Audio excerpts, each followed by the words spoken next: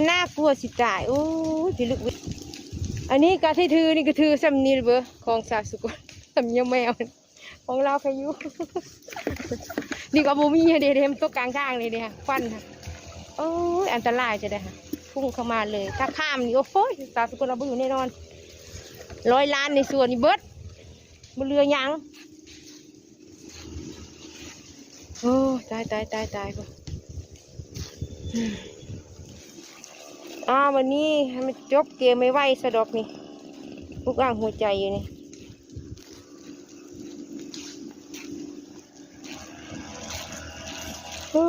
พี่น้องเอ้ยขนาดกันตั้งจักเมตรฮะ4 เมตรหรือ5 เมตรแล้วยังบ่ได้ว่าปลอดภัยเลี้ยนใส่อยู่เจ้าของสาวสกุล